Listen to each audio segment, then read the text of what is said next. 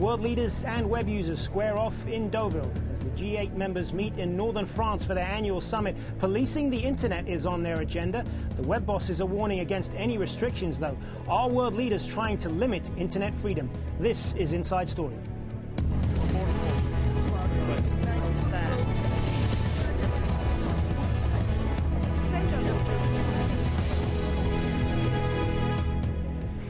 Hello and welcome to the program. I'm Hazem Seeker. World leaders are meeting in France this week for the Group of Eight, or G8 Economic Summit. The Arab awakening is expected to top the agenda, but the G8 leaders are also talking about the innovations that help to mobilize that awakening. Facebook CEO Mark Zuckerberg was welcomed to Paris by French President Nicolas Sarkozy. Zuckerberg was in France with other web and media executives for the first E-G8 summit, a discussion on internet governance. If nothing else, the summit was a nod to the growing power of the internet. But some of the biggest names in the online industry have offered a stark warning to world leaders: over-regulate and we will bypass you. Will this meeting have any impact, and if so, who will come out on top? Well, Sarkozy's message to internet bosses was clear. The universe that you represent is not a parallel one freed from the rule of law. It will be a contradiction to keep governments away from this immense forum. Nobody should forget that governments in our democracies are the legitimate representatives of the general will. Well, for more on this, I'm joined by our three guests. Joining me from the side of the G8 meeting in Deauville, France, Adam Macaulay, co-director of compliance studies at the G8 Research Group at the Monk School of Global Affairs at the University of Toronto. From New Delhi, Pavan Dugal, a cyber law attorney and president of cyberlaw.net and cyberlawasia.net. And from London, Tom Royal, deputy editor of Computer Active magazine. Mr. Macaulay, if I could start with you. From the discussions that have already taken place, there do seem to be a number of fundamental differences among people. Do you think anything constructive is going to come out of this? It's tough to say. I think one of the issues at play here is to what extent is regulation on the table and who decides where that regulation stops. Just came out of a press conference with Mark Zuckerberg and Eric Schmidt of Google, and the conversation stemmed around, we're here to cooperate, and in many ways we want to do what's best for our industry, but there are limits to that. And Eric Schmidt made it quite clear that the internet is potentially the greatest tool for good in the world, and that seems to be something that all sides want control over. You talked about that there are limits. What are some of those limits? Be a little more specific. So I think with the business side, you have an interest to regulate for safety in the interest of privacy and content control, but you also have this concern over access and to what extent these private industries and the private sector is able to determine the limits of how far they go and the business models that are open to them. The issue that they seem to be putting forward is that regulation too early could stem some critical innovation, and for them that's just something they're not willing to concede to. And on the other side you have the states, which in many situations are worried about the security dynamics of the internet, and be it hackers at the G8 summit itself. France has obviously fallen victim to a few of those attacks already, to cyber terrorism or cyber crime or identity integrity. These are all issues that the state, from kind of a public good stance, seems to want to play a fairly prominent role in. Tom Royal, some critics are already saying that this may be, whenever you hear about governments getting involved in the internet, whether it's regulating or policing in some form, there is concern that this is a covert bid to perhaps try and censor the web. Is that a real concern for you? Well, sure, this is the issue that always comes up. Will governments start to censor web access to their citizens? And the answer is that, well, many governments already do. That's not something new. That's something that happens all over the world, not just in repressive regimes, but in liberal democracies. There's a degree of web censorship in many countries, including the UK, where I'm standing now. So I think there is a legitimate concern here, but I wouldn't get carried away with how quickly the talk at this EG8 summit is likely to actually turn into any kind of real change or any kind of real action. This is an incredibly complicated area. There are so many decisions to be made. Even if everyone were to agree at the summit that they had to do something, even if there were a complete consensus, even implementing what they want to do would take ages. Pavan Dugal, if I can turn to you on this, I mean, the point has been made that the internet is borderless, it's constantly evolving, and that is one of its strengths. What kind of practical measures do you think can realistically be applied, and we made the point at the top of the show, whatever they try to do, they will try to find ways around it. You see, when Internet made geography history, sovereign nations were not even aware of that. By the time they came to be aware of it, they devised their own mechanisms to build out national boundaries amongst this boundaryless medium called the Internet. And now, with increased challenges being faced by national security, sovereignties of different sovereign nations, I think governments across the world are now beginning to egg up their levels a bit more higher. They want to raise those national boundaries of these artificial legislative boundaries that they want to create on the Internet. And I think while this is a clamor that we are going to hear more and more, but the fact is governments will have to be realistic and pragmatic. Today, Internet has grown to the level that it is, and if you look at countries like India and China, we are now seeing a different kind of a revolution. This is the mobile Internet revolution that's happening, and that's happening and impacting normal day-to-day people who have got no connection with the Internet. Now, with these kinds of huge advances coming across, any kind of an unilateral attempt to regulate the Internet without adequate checks and balances, without allowing the space for innovation to come in, could be highly detrimental to the further growth of Internet as a phenomenon across the world. All right, let's put some of that to Adam McCauley. I mean, technology has proved very adept in moving a lot faster than governments. We saw that in the protests across the Arab world. So if global leaders attempt to limit people's access to the web in any form, their restrictions will be bypassed and they'll become irrelevant. Isn't that a danger? I mean, I think one of the issues, surely, when you look at something like Egypt and Libya and Syria, is the sense that the governments really do have little accountability to their people and feel as though they can act however they see fit. And limiting to the Internet for them is one way to potentially cut off the rolling tide of these revolutionary waves. But what you're also going to see is true. If telecommunications in particular, being the fundamental, or at least the spinal cord of the IT world these days, if telecommunications companies can work around government regulation and they can ensure that there are going to be kind of wider availability for all users, then in a sense, yes, the government's role in Internet will become largely irrelevant. And I think that's one of the concerns that President Sarkozy had when he launched this initiative. The E-G8, being the first of its kind, is an attempt to try and bridge this gap between an industry and a government sector that is growing further and further apart before that is just too late. And in the discussions that you've had there, where do you think that this lies on the list of priorities? I mean, we're talking about the G8 summit here. There are a lot of other issues to discuss in the world right now, the uprisings in the Arab world that we mentioned, economic problems and so forth. I mean, how does this fit into the priorities of large states that may have so many of these other things, more pressing matters perhaps, that they've got to turn to? Ironically, it was something that Mark Zuckerberg and President Obama both said. Zuckerberg today and Obama back on May 19th in his speech to the Middle East. The Internet is a tool of democracy for the United States, and it's also a tool of economic development. The idea that they would like to focus on IT, green technology, innovation, these are catalysts for economic change and economic growth that the United States is very interested in pursuing. But at the same time, there are also the tools that have been used to create incredible instability within the Middle East and beyond, in particular North Africa. So I think it's in an awkward position. It's the first time that it's the first time that this initiative has been brought up for debate at a G8 summit outside the bounds of cyber terrorism, which was first brought up in 2000. But I think for that reason, you're going to see this greater interconnectivity play a larger role in all discussions. So the Internet will be relevant when you talk about the Arab Spring. The Internet will be relevant when you talk about innovation. It will be relevant when you talk about the economy. And for that reason, it will be just as relevant here at the G8 as it will be in November at the G20. Tom Royal, as someone who covers this industry on a daily basis, are you concerned, have you seen a lot of concern rather, that a forum like this has the risk of perhaps giving a greater voice to big businesses at the expense of the smaller independent operators?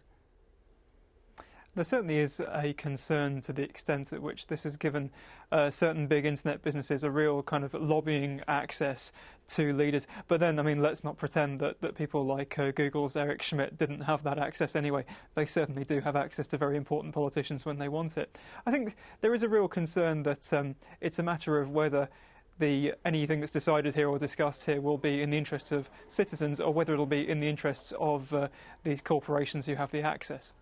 Pavan Dugal, if I could put that point to you, are you concerned that the big boys are getting bigger seats at the table here at the expense of citizens and smaller internet users? I distinctly believe that it has to be an equitable internet and it has to be equitable representation at the head table. Merely converting the head table into big boys club is neither going to be beneficial to the big boys club per se, nor to the entire growth and penetration of internet as a phenomenon. I think today we have to realize the emerging realities that the e-commerce and the m-commerce markets of the world have shifted and are continuously shifting from the west to the east, where the Indias and the Chinas of the world are located. So we have to realize that till such time we do not give a voice to these huge teeming millions, it's not going to be a true, reasonable and fair representation. And therefore, I think any kind of a big boys club, excluding the vast majority of these users and relevant stakeholders in the electronics ecosystem, is not going to be taking an initiative a bit too far. On the contrary, we may be in the process of building a pyramid which may collapse under its own weight. Adam Macaulay in Deauville, you earlier referred to a discussion. You earlier referred to a discussion that Mark Zuckerberg was having this week with some of the leaders, and I just want to quote something that he said. He said, "You can't isolate some things you like about the internet and control other things that you don't." Would you agree with that? I mean, doesn't that really get to the heart of this whole issue, that there is a risk that regulators are perhaps trying to pick and choose here, and the internet is not something where that can really be done? Yeah, exactly. I mean, I think Mark Zuckerberg is right in this respect, and Obama would agree with him, I think, wholeheartedly on that point. The internet is good and bad. The internet, when used from the business perspective, they think that, and perhaps this is a sweeping generalization, but they worry that the government angle is to demonize it, is to tell you in the ways in which it will actually lead to greater instability or perhaps loss, crime, any number of concerns that the public should have about it. Whereas the business side will tell you, or the private side will tell you, no, this is an incredible tool. But you also have this mixed message on behalf of the politicians, where if it is the case that the media, or sorry, the internet and media itself is a powerful tool for democracy, and that your voice should be heard, and that there is or should be freedom of expression, then you also have to walk the uncomfortable line when you say, oh, by the way, there's also some times where that's not okay, and we do have a limit to how far we're willing to go. And in that respect, it becomes a very essential argument. And I think one of the comments made in the conference, or the press conference just before this interview, was that we are on a path towards some endpoint. And right now, the debate is how fast we're going and what that endpoint is. What do you believe it is then? I think that's almost an impossible question at this point. You have this looming concern that premature regulation or kind of pick and choose regulation might actually create negative impacts economically and otherwise, stem innovation that might be central for solving solution or questions of climate change or health. They may also eliminate, or regulation of the internet, if not thought through appropriately, might eliminate voices from the global marketplace that you would have otherwise. And so I think there's reason to be concerned about regulation. But at the same time, I think the one thing we have to take away from this meeting, and potentially as fodder for more argumentation, debate, and discussion in the future, is that the one thing that has to happen is cooperation from both sides. And perhaps this is the first step, and I agree with the other panelists. It's a wary step, and it might not result in any concrete change now. But if this is the first of an annual conference, this E-G8, then perhaps it is a step in the right direction. Tom Royal, if this is a step in the right direction, as Adam Macaulay is saying, where do you see some areas perhaps where there can be consensus on all of this? I think there's going to be consensus between most kind of liberal democracy countries that they want to offer what is in principle free access to the internet for their citizens. I think that's a given. However, every single one of them will want to implement some kind of controls on a very limited subset of material that comes through. And it's a matter of trying to find a way of striking that balance. I think there's also probably going to be consensus that many of the people there will want to offer some kind of solution for what they see as the criminal act of copyright infringement.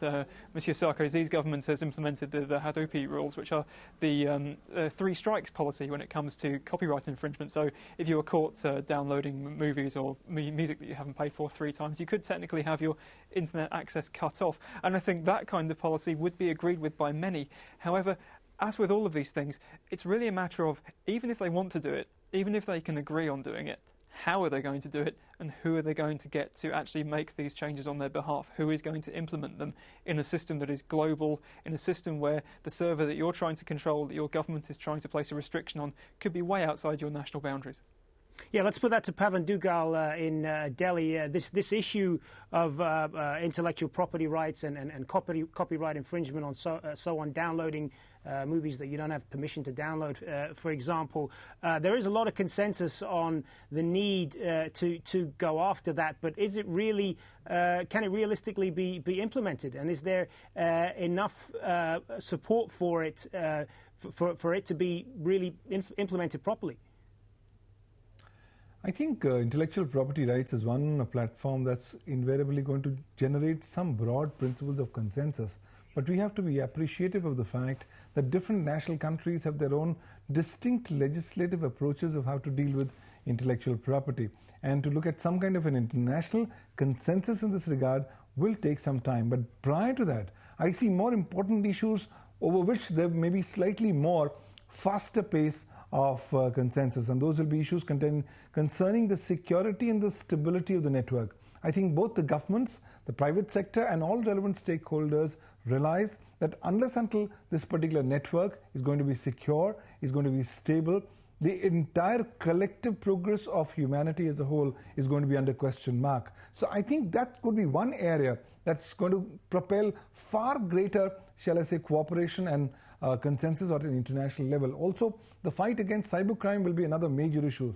I think one major issue that countries have to consider is this entire issue of jurisdiction. We still do not have any international treaty on how to deal with jurisdictional related issues on the internet. And I think different countries are now realizing that there are practical difficulties of trying to enforce your national laws beyond your territorial boundaries. And because internet has made geography history, it becomes all the more difficult to go ahead and prosecute the perpetuator of the crime. So I think these are some broad areas on which there are likely to be consensus, but it's not an overnight phenomenon. It's going to take quite some time. And different countries, different national governments are coming with different political ideologies and different baggages on their minds. It will take some time, and that's where I think organizations like the Internet Governance Forum, organizations like the United Nations can play a far more positive role, just as the E-G8 process is wanting to do. Yeah, let's put some of that to Adam McCauley in Deauville, where a lot of these questions have no doubt been asked in some of the discussions that you've been involved in. The security and future stability of the internet depends to a great deal on a lot of these cyber crimes that we've seen in recent times. In some of the discussions that you've had, what are some of the things that could perhaps be done to combat these kind of crimes? I think one thing that seems to be a consensus, whether it's cyber terrorism or cyber crime, is greater cooperation between authorities. In many ways, the issues pointed out by other panelists are critical. The fact that when you actually do capture these individuals who are found guilty or would be found guilty of these crimes, what's done with them, a lack of consistency across the board. There's also just a general need for governments to be smarter, for innovation on the government side to be higher. To allow them to compete with an emergent and emerging marketplace that does kind of move faster than definitely politics. And I think so information sharing is definitely one of them. They too share the same concerns as most experts on this field, and They need to figure out where the limits are on intellectual property rights. They need to understand the dynamics behind accessibility of the internet as well. And I think the one thing that shouldn't be lost here is that, yes, it is the G8 summit, and we are only talking to the largest 8 economies in the EU and some organizations here. And the e-economy is immense worldwide. But at the same time, 25% of the world's population takes part in it. So we're still talking about a very powerful, but only a section of a larger global system that has to deal with some of these collective threats as well. And I think the one thing that most state leaders and member states come to consensus around here is that we can at least start talking. And we can at least start sharing information, and whether that's setting up joint deliberative bodies or consultative bodies between leading sectors, or between leaders in IT in various countries, between security systems to develop, or leaders within security system development to create a more robust internet package and structure. I think all of those are topics of debate.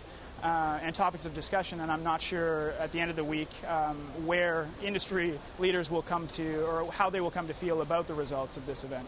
Yeah, certainly a number of issues there that are not going to be solved by a few meetings in a couple of days. But Tom Royal, if I could turn back to you on this, what are some of the biggest problems that you see are facing the internet going forward in the couple of minutes or so that we have left? Is it governments trying to get their mitts into things, or is it certain aspects of the internet, certain internet users who perhaps abuse the system?